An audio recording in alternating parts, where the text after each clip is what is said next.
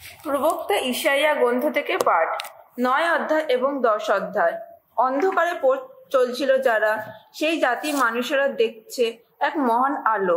ছায়াচ্ছন্ন দেশে যারা বাস করছিল তাদের উপর ফুটে উঠেছে একটি আলো। হে ভগবান, তুমি তাদের দিয়েছ অসীম আনন্দ, কত গভীর করেছ তাদের উল্লাস। তোমার সঙ্গ সুখে তারা আনন্দিত। মানুষ যেমন আনন্দিত হয় ফসল কাটার সময়ে, মানুষ যেমন উল্লাসিত হয় লুণ্ঠিত সম্পদ ভাগ করার সময়ে। কেননা যে জোয়ারের ভার তাদের উপর চেপে বসেছিল, যে বাঁক তাদের কাঁধের ওপর দুর্বহ হয়ে উঠেছিল, এবং তাদের নির্যাতকে সেই যে বেদখানি, সবই তুমি ভেঙে ফেলেছ, যেমনটি ভেঙেছিলে মিদিয়ানের সেই পরাজয়ের দিনে। সৈন্যদের মাটি কাঁপানো যত রণপাদুকা, রক্ত মাখা যত পোশাক, সবই এবার পুড়িয়ে দেয়া হবে, সবই আগুনের গ্রাসে ছাই হয়ে যাবে। কেননা আমাদের জন্য একটি শিশু যে জন্ম নিয়েছেন, একটি পুত্রকে আমাদের হাতে যে তুলেই দেয়া হয়েছে, তার কাঁধের ওপর রাখা হয়েছে সব কিছুর আধিপত্য ভার। তাকে ডাকা হবে অনন্য পরিকল্প, পরাক্রমী ঈশ্বর, শাশ্বত পিতা, শান্তিরাজ, এমনই সব নামে। আহা, এবার শুরু হবে দাউদের সেই সিংহাসনের, সেই রাজত্বের সুবিস্তৃতি আধিপত্যের যুগ, অনন্ত শান্তির যুগ। আর তেমন রাজত্ব সেই তিনি প্রতিষ্ঠিত করবেন এবং সুদৃঢ় করে তুলবেন ন্যায় ও ধর্মিষ্ঠার ভিত্তিতে, আজ থেকে চিরকালের মতো। বিশ্বপতি ভগবানের ঐকান্তিক ভালোবাসাতেই ঘটবে সবকিছু। প্রভু জাকবের বিরুদ্ধে দণ্ডাদেশ জারি করেছেন, তা নেমেও এসেছে ইসরায়েলের ওপর। তা জানতে পারবে সমগ্র জাতির মানুষ, ওই এফ্রাইম দেশের লোক যারা, ওই সামারিয়ার নাগরিক যারা। ওরা তো অহংকার দেখে উদ্ধত অন্তর নিয়ে বলে বেড়াচ্ছে এখন, ইটগুলো ধসে পড়ছে তো পড়ছেই, কিন্তু আমরা এখন নিখুঁত করে কেটে নেয়া পাথর সাজিয়ে তৈরি করব বাড়ি। সমস্ত ডুমুর গাছ কেটে ফেলা হয়েছে তো হয়েইছে, কিন্তু তার বদলে এরস গাছ তো আছেই। তাই ভগবান ওদের বিরুদ্ধে শত্রুদের দাঁড় করিয়েছেন, ওদের বিরোধী যত জাতিকে উত্তেজিত করেছেন। পূব দ্বীপ যত আমারীয় এসে, পশ্চিমে যত ফিলিস্তিন এসে মুখ হাঁ করে ইসরায়েলের মানুষকে গিলতে ফেলেছে। কিন্তু এত কিছু হওয়া সত্ত্বেও তার ক্রোধ তো শান্ত হলো না। এখনো তার হাত তেমনই তোলাই রয়েছে, যিনি ওদের এত আঘাত এনেছেন। লোকেরা কিন্তু তবুও তার কাছে ফিরে আসেনি। ওরা তো বিশ্বপতি ভগবানকেই খুঁজতেও চায়নি। তাই ভগবান একই দিনে যেন ইসরায়েলের মাথা লেজ দুটি কেটে ফেলেছেন, খেজুর পাতা আর নলখাগড়া দুটিই কেটে ফেলেছেন। প্রবীণ সম্পন্নিত যারা, তারাই তো মাথা। আর যে প্রবক্তা মিথ্যা শিক্ষা দেয়, সেই লেজ। কেননা ওই জাতি যারা দিশারি ছিলেন, তারাই তো সকলকে ভুল পথে নিয়ে গিয়েছেন। তারা যাদের দিশারি ছিলেন তাদের তো যেতে হয়েছে বিনাশেরই গ্রাসে। তাই প্রভু ওই জাতির তরুণদের প্রতি আর প্রসন্ন হবেন না। ওদের কোনো অনাথ শিশু বা বিধবাকে তিনি আর দয়া করবেন না। কেননা ওদের প্রত্যেকেরই যে অধর্মী অন্যায়কারী, ওদের সবারই মুখের কথা দুর্বুদ্ধিরই কথা। এত কিছু হওয়া সত্ত্বেও তাই তার ক্রোধ তো শান্ত হলো না। এখনো তার হাত তেমনই তোলাই রয়েছে। দুষ্টতা তো আগুনের মতোই জ্বলতে থাকে, তা পুড়িয়ে ছাই করে দেয় যত কাঁটা গাছ আর শিয়াল কাঁটা। বনে যত ঝোপঝাপ জ্বালিয়েই দেয়, যেখানে থাকে ওপরে উঠতে থাকে রাশি রাশি ধোঁয়ার কুণ্ডলী। বিশ্বপতি ভগবানের রোষের দোহে গোটা দেশ দগ্ধ হতে থাকে। লোকেরা যেন আগুনেরই ইন্ধন হতে থাকে। ভাইয়ের প্রতি ভাইয়ের থাকে না দয়া মায়া। তারা ডান দিকে যা পায় তা ছিনিয়েই নেয়, তবুও ক্ষুধিতই থাকে। তারা বাঁ দিকে যা পায় তা গ্রাস করে ফেলে, তাতেও তাদের আশ মেটে না। তারা প্রত্যেকেই যে যার বাহুর মাংস গ্রোগ্রাসে খায়। মানাসে এফামাইকে যেন গ্রোগ্রাসে খায়, আর এফামাইম মানাসেকের যেন গ্রোগ্রাসে খায়। আবার দুজনে একজোট হয়ে যুদার বিরোধিতা করে। এত কিছু হওয়ার সত্ত্বেও তাই তার ক্রোধ তো শান্ত হলো না। এখনো তার হাত তেমনটি তোলাই রয়েছে। হায় রে তারা, যারা অন্যায় যত বিধি নিয়ম জারি করে থাকে, যারা রচনা করে যত অত্যাচারে আইন। এইভাবে তারা দুর্বল অসহায় মানুষকে ন্যায় বিচার পেতেই দেয় না। আমার জাতি যত দিন দরিদ্রকে ন্যায্য অধিকার থেকে বঞ্চিতই করে। তারা বিধবাদের করে তোলে নিজেদের স্বার্থের শিকার। অনাথদের সব কিছু কেড়ে নেয় তারা। সেই শাস্তির দিনটিতে যখন দূর থেকে আসবে মহা সর্বনাশ, কি যে তখন করবে তোমরা? কার কাছেই বা সাহায্য চাইতে ছুটে যাবে? কোনখানেই বা রেখে যাবে তোমাদের বিত্ত সম্পদ? তোমরা তো উবু হয়ে বসে থাকবে যত বন্দির মাঝখানে, লুটিয়ে পড়ে থাকবে যত নিহতের মাঝখানে। এছাড়া তোমাদের আর কিছু তো করারই থাকবে না। কিন্তু এত কিছু হওয়ার সত্ত্বেও তার ক্রোধ তো শান্ত হলো না। এখনো তার হাত তেমনটি তোলাই রয়েছে। ভগবান এই কথা বলেছেন, হায় রে আশিরিয়া, আমার ক্রোধের বেদ, হায় রে। তার হাতে ওই যে নডুর, সে তো আমাদের রুদ্ধ রোষ। ওই আশিরিয়াকে আমি এখন পাঠাচ্ছি একটা অধর্মী জাতির বিরুদ্ধে। তাকে এখন যেতে বলছি সেই দেশেরই মানুষের বিরুদ্ধে, আমার আক্রোশের পাত্র যারা। তাকে বলছি আমি, সে যেন লুটে নিয়ে যায়, সব কিছুই কেড়ে নিয়ে যায়। সে যেন ওই দেশে যত লোককে পথের কাদার মতো মারিয়ে দিয়ে যায়। কিন্তু আশিরিয়ার উদ্দেশ্য তেমন তো নয়, তার মনে অভিপ্রায় তেমন তো নয়। সে মনে মনে শুধু চায় ধ্বংস করতে, জাতির পর জাতির উচ্ছেদ ঘটাতে। সে তো বলছে, আমার সমস্ত সেনাপতি কি রাজার সমান নয়? কালন শহরটি তো কার্কেমিশের মতোই দশা হয়নি? হামাতের অবস্থা কি অপরদের মতোই হয়নি? আর সামারিয়া অবস্থা কি দামাস্কাসের মতোই হয়নি? ওই যত অলিক দেবতার রাজ্যকে দখলে এনেছি আমি, ওইসব জায়গা তো জেরুসালেম ও সামারিয়ার চেয়ে বেশি দেবমূর্তি তো ছিলই। আমি সামারিয়া ও তার যত অলিক দেবতার যে দশা করেছি, জেরুসালেম ও তার যত দেবমূর্তি কি তাই করতে পারবো না আমি? সিয়ন পর্বতে ও জেরুসালেমে প্রভু যা কিছু করার আছে তার সবই যখন তিনি শেষ করবেন, তখন তিনি কিন্তু আশিরিয়া রাজের সেই দম্পতি আস্ফালন ও তার উদ্ধত দৃষ্টির সেই দম্ভের যোগ্য শাস্তি দেবেন। রাজা তো এই কথাই বলেছেন, ওই যা কিছু করেছি আমি, করেছি নিজেরই বাহুবলে, নিজেরই বুদ্ধি বিচারে। আমি তো বিচক্ষণ মানুষ, যত জাতি দেশের সীমানা আমি মুছেই দিয়েছি, লুট করে এনেছি তাদের সঞ্চিত সম্পদ। সিংহাসনে বসেছিল যারা, আমি শক্তিমান মানুষের মতো তাদের নামিয়ে দিয়েছি। হাত বাড়িয়ে অন্যান্য জাতি অর্থ সম্পদ পাখির বাসার মতো খুঁজে পেয়েছি আমি। কেউ যেমন পড়ে থাকা ডিমগুলো কুড়িয়ে নিয়ে আসে, আমিও তেমনটি গোটা জগৎকে হাতের মুঠোয় এনেছি।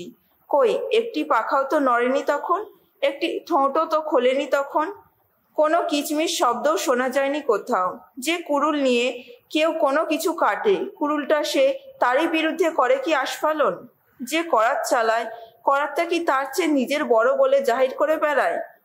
এই যেন কোনো লোক একটা বেত হাতে তুলে নিয়েছে আর বেতই তাকে চালাচ্ছে এখন। কিংবা যে একটা কাঠের নলুর তুলে নিয়েছে একটা মানুষকে, সে নিজেই কাঠের তৈরি নয়।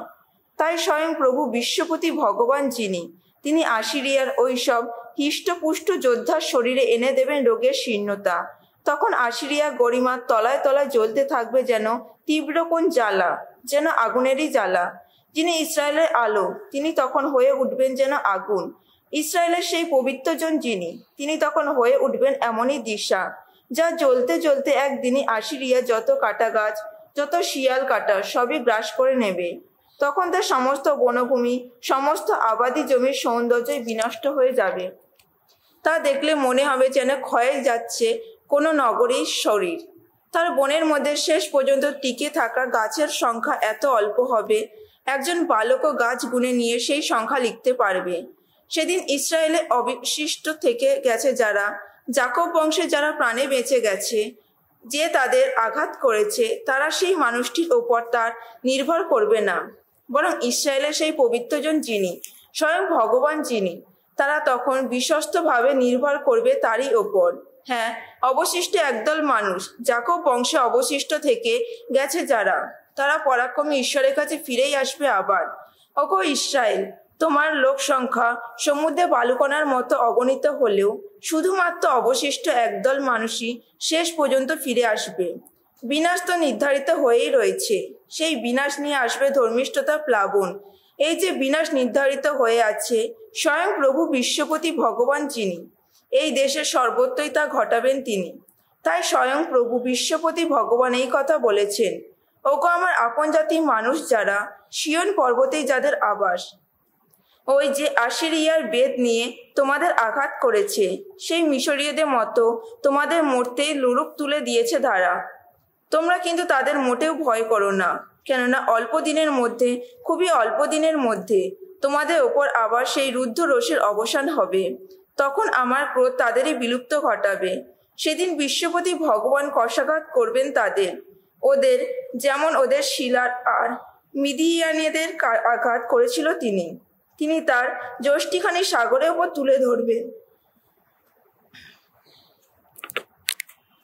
একদিন মিশর দেশে যেমনটি ধরেছিলেন তিনি, আর এভাবেই তোমাদের কাঁধের ওপর চাপিয়ে রাখা আসিরীয়দের সেই বোঝা নেমে যাবে। তখন তোমাদের ঘাট থেকে নেমে যাবে জোয়াল, সেই জলটা তোমাদের প্রাচুর্যের চাপে ভেঙে পড়বে। তখন ওই তো আয়াতের ওপর হানা দিয়েছে শত্রুর দল, তারা মিগ্রণ পেরিয়ে এগিয়ে চলেছে। তারা তো মিশমাসে রেখে যাচ্ছে তাদের ভারী যত বোঝা। এবার গিরিপথ পার হয়ে তারা বলছে, আমরা গোবাতেই রাতটা কাটাবো। ওই তো রামা কাঁপছে, শোলের শহর গিরেবার লোকেরাও তো ছুটেই পালাচ্ছে। জোরে জোরে চিৎকার করো, বাদ গালমিম লাইসা, তুমি কান পেতে শোনো। হায় রে আনাত্রন, কি দুর্ভাগ্য তোমার। মাদ মেনার লোকেরা ওই তো পালিয়ে যাচ্ছে, গা ঢাকাই দিয়েছে ওই গেরিমের অধিবাসী যারা। এই আজকে নবনগরে এসে থামবে শত্রুরা। সিয়নে কন্যার এই পর্বতটিকে লক্ষ্য করে, জেরুসালেমের পাহাড়টিকে লক্ষ্য করে বদ্ধ মুষ্টি থাকবে তারা। ওই দেখো, স্বয়ং প্রভু বিশ্বপতি ভগবান তিনি এখন প্রচণ্ড শক্তিতে ওসব গাছের ডালপালা ছেঁটে ফেলেছেন। যেগুলি উঁচু হয়ে দাঁড়িয়ে রয়েছে সেগুলিকেই তিনি ভেঙে দিচ্ছেন, যেগুলি মাথা তুলে আছে সেগুলিকেই মাটিয়ে ফেলে দিচ্ছেন তিনি। ওই বনে যত ঝোপঝাপ সবই কুড়ুল চালিয়ে কেটে ফেলছেন তিনি। গোটা লেবানন পর্বতটি মহাশক্তিমানের আঘাতে যেন লুটিয়েই পড়েছে। প্রজ্ঞা পুস্তক থেকে পাঠ, 14 অধ্যায়, 16 থেকে 31 পদ। সময় কেটে যায়, ক্রমে ক্রমে দৃঢ়মূল হতে থাকে সেই ধর্মহীন প্রথা। ধর্মবিধি হিসাবেই তা মান্য হতে থাকে। তেমনি কোনো কোনো প্রতিমূর্তির পূজা শুরু হয়েছিল নানা অধিপতির আদেশে। তারা বহু দূরে বাস করতেন বলে লোকেরা প্রত্যক্ষভাবে তাদের সম্মান জানাতে পারত না। তাই তারা কেমন দেখতে দূর থেকে তা কল্পনা করেই তারা তাদের এত সম্মানের পাত্র আপন রাজার একটি প্রত্যক্ষ প্রতিমূর্তি তৈরি করে নিত। এই আগ্রহ দেখিয়ে তারা অনুপস্থিত রাজাকে এমনভাবেই তোষণ করত যেন তিনি সামনেই রয়েছেন। এমনকি যারা রাজাকে চিনতই না, উচ্চাকাঙ্ক্ষী কারিগরের প্রেরণায় তাদের মধ্যেও সেই মূর্তি পূজার আগ্রহ ছড়িয়ে পড়ল, বোধহয় শাসককে তুষ্ট করবার কামনায়। কারিগর তার সমস্ত নৈপুণ্য দিয়ে তখন হুবহু প্রতিকৃতির চেয়ে সুন্দর মূর্তি গড়ে তুলত। জনগণ যাকে মাত্র কিছুদিন আগে মানুষ হিসাবে সম্মান দেখাতো, এখন ওই শিল্পকর্মের সৌন্দর্যে মুগ্ধ হয়ে সেই তাকেই কিনা দেবতার মতো পূজ্য বলে মনে করতে লাগলো। এতেই সৃষ্টি হলো মানব জীবনের এক ফাঁদ। কেননা দুঃখ দুর্ভোগ কিংবা রাজশক্তির নাগপাশে বদ্ধ হয়ে ওইসব লোক কাঠের বা পাথরের যত বস্তুর ওপর আরোপ করলো সেই নাম, যে নাম অন্য কাউকে দেওয়া চলে না। পরে দেখা গেল ঈশ্বরের সম্বন্ধে ভ্রান্ত ধারণা করেই তারা ক্ষান্ত হয়নি। অজ্ঞাত মানব জীবনে যে কঠোর সংগ্রাম শুরু করে দেয়, সেই সংগ্রামের মধ্যে থেকেও তারা কিনা অমন সব অমঙ্গলের অবস্থাকে শান্তি বলে থাকে। তারা তো শিশু হত্যার রীতি পালন করে থাকে, নানা বুড়ো ক্রিয়াকাণ্ডের অনুষ্ঠান করে, উদ্ভট যত প্রথা মেনে চলে, বেসামাল ভোজ উৎসবে মেতে থাকে। তারা নিজেদের জীবন বা বিবাহের পবিত্রতা তারা আর রক্ষাই করে না। বিশ্বাসহন্তা হয়ে তারা করে খুনোখুনি, পরস্ত্রীর সঙ্গে ব্যভিচার করে একে অন্যকে দুঃখ দিয়ে থাকে। সব জায়গায় রক্তপাত, নরহত্যা, চুরি জোচ্চুরি, দুর্নীতি, অবিশ্বস্ততা, শোরগোল, মিথ্যা শপথ, সজ্জনদের বিভ্রান্ত অবস্থা, অকৃতজ্ঞতা, আধ্যাত্মিক ভ্রষ্টতা, যৌন বিকৃতি, উচ্ছৃঙ্খল দাম্পত্য জীবন, ব্যভিচার ও লাম্পট্য, এই সব তো একই সঙ্গে বিশৃঙ্খলভাবে চলতেই থাকে। আসলে ওই যে সমস্ত দেবমূর্তি যেগুলির নাম মুখে আনতে নেই, ওই সবের পূজাই তো যত অন্যায় অনর্থকে প্রকৃত কারণ। তা থেকে যত অন্যায় অনর্থকের শুরু, তা নিয়েই তো শেষ। মূর্তি পূজা করে যারা, তারা আত্মহারা হয়ে ওঠে অসংযত উল্লাসে, কিংবা তারা দৈব বাণীর নামে যত মিথ্যা উচ্চারণ করে, কিংবা তারা অন্যায় অধর্মে জীবন কাটায়, কিংবা সহজেই নেয় মিথ্যা শপথ। তারা ওই যত নিষ্প্রাণ মূর্তির ওপর আস্থা রেখে বলে, মনে মনে ভাবে শয়তানি ভরা দিব্যি দিলেও তাদের কোনো ক্ষতিই হবে না। তারা কিন্তু যোগ্য শাস্তি পাবে এই দুটি কারণে। যত দেবমূর্তির প্রতি ভক্তি দেখিয়ে তারা তো ঈশ্বরের সম্বন্ধে বিকৃত ধারণাই পোষণ করেছে। তাছাড়া যা পবিত্র তা উপেক্ষা করে তারা ছল করে অন্যায় যত শপথও করেছে। আসলে অধার্মিক লোকেরা যা কিছু দিব্যি দিয়ে শপথ করে থাকে ওই সব কিছু শক্তি তো নয়, বরং পাপীদের প্রাপ্য শাস্তি তাদের সেই অপরাধের জন্যে সারাক্ষণ তাড়িয়ে বেড়ায়। সাধু লুক রচিত মঙ্গল সুসমাচার 22 অধ্যায় 24 থেকে 46 পদ। মানব সেবায় খ্রিস্ট শিষ্যের প্রকৃত মহত্বের মানদণ্ড। সেই সময় এই নিয়েও তর্ক উঠল যে তাদের মধ্যে কে সবচেয়ে বড় বলে গণ্য হবার যোগ্য। যিশু তাদের বললেন, বিজাতীয়দের রাজারা নিজেদের প্রজাদের ওপর প্রভুত্ব চালায়। তাদের যত অধিপতিরা গণমঙ্গল বিধায়ক নামেই নিজেদের অভিহিত করায়। তোমাদের কিন্তু ওইভাবে চলা উচিত নয়। তোমাদের মধ্যে যে সবচেয়ে বড় তাকে বরং চলতে হবে কনিষ্ঠেরই মতো, আর যে তোমাদের নায়ক তাকে চলতে হবে সেবকেরই মতো। বলতো কে বড়? যে খাবার আসনে বসে থাকে না, যে তার সেবা যত্ন করে। যে খাবার আসনে বসে থাকে সে তো বড় নয় কি? অথচ আমি কিন্তু তোমাদের মধ্যে রয়েছি একজন সেবকেরই মতো। আমার যত কঠিন পরীক্ষার সময় তোমারই তো বরাবর আমার সঙ্গেই থেকেছ। আর তাই আমার পিতা যেমন আমার হাতে রাজ অধিকার তুলে দিয়েছেন, আমিও তেমনি তোমাদের হাতে এখন এই রাজকীয় অধিকার তুলে দিচ্ছি যে তোমরা যেন আমার সেই রাজ্যে একদিন আমারই পাশে বসে খাওয়া দাওয়া করতে পারো এবং ইসরায়েলের 12টি গোষ্ঠীর বিচারকের আসনে বসতে পারো। সিমোন, সিমোন, শুনে রাখো, শয়তান অনুমতি পেয়েছে সে যেন গমের মতোই তোমাদের চেয়ে নিতে পারে। আমি কিন্তু তোমার জন্য প্রার্থনা করেছি, তোমার বিশ্বাস যেন ভেঙে না পড়ে। তাই পরে তুমি যখন আবার ফিরেই আসবে তখন তোমাকেই তোমার ভাইদের অন্তরে নতুন শক্তি জাগিয়ে তুলতে হবে। পিতর তখন তাকে বললেন, প্রভু, আমি তো আপনার সঙ্গে জেলে যেতেও রাজি আছি, মরতে যেতেও রাজি আছি। উত্তরে যিশু বললেন, পিতর, আমি তোমাকে বলে রাখছি, তুমি যে আমাকে চেনো সেই কথা আজ মোরগ ডাকবার আগেই তুমি তিনবার অস্বীকার করবে। এবার তিনি তাদের সকলকে বললেন, টাকার থলি, ঝুলি আর জুতো ছাড়াই তোমাদের যখন আমি কোথাও আমার দূত হিসেবে পাঠিয়েছি তখন তোমাদের কি কোনো কিছুর অভাব ঘটেছে? তারা উত্তর দিলেন, না, কোনো কিছুরই নয়। তিনি তখন তাদের বললেন, এখন কিন্তু যার টাকার থলি আছে সে তার সঙ্গেই নিক, তেমনিভাবে যার ঝুলি আছে সে তাই নিক। যার তলোয়ার নেই সে গায়ের চাদরটা বিক্রি করে একটা তলোয়ার কিনুক।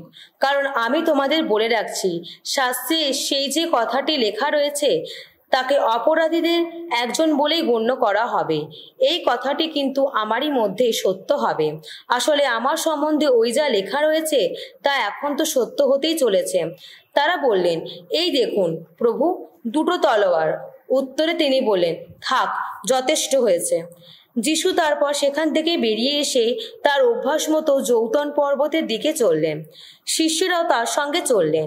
তিনি যখন সেখানে এসে পৌঁছলেন তখন তাদের বললেন, তোমরা এখন প্রার্থনা করো যাতে প্রলোভনে না পড়ো। তারপর নিজে তাদের কাছ থেকে একটু দূরে সরে গেলেন। একটা পাথর ছুঁড়লে যতদূর যায় মোটামুটি তত দূরে। সেখানে নতজানু হয়ে তিনি এই বলে প্রার্থনা করতে লাগলেন, হে পিতা, তুমি যদি চাও তাহলে এই পানপাত্রটি আমার সামনে থেকে সরিয়ে নিয়ে যাও, তবে আমার ইচ্ছায় নয়, তোমার ইচ্ছাই পূর্ণ হোক। সেই সময় স্বর্গ থেকে এক দেবদূত এসে তার সামনে আবির্ভূত হলেন, তার অন্তরে শক্তি দিতে লাগলেন। যিশুর মর্ম যন্ত্রণা তখন চরমে উঠেছে। সেই সময় তিনি আরো একান্তভাবে প্রার্থনা করতে লাগলেন। তখন হলো কি, তার ঘাম যেন বড় বড় রক্তের ফোঁটা হয়ে মাটিতে ঝরে পড়তে লাগলো। প্রার্থনা শেষে উঠে তিনি যখন শিষ্যদের কাছে ফিরে এলেন তখন তিনি দেখলেন যে দুঃখে কাতর হয়ে তারা ঘুমিয়ে পড়েছেন।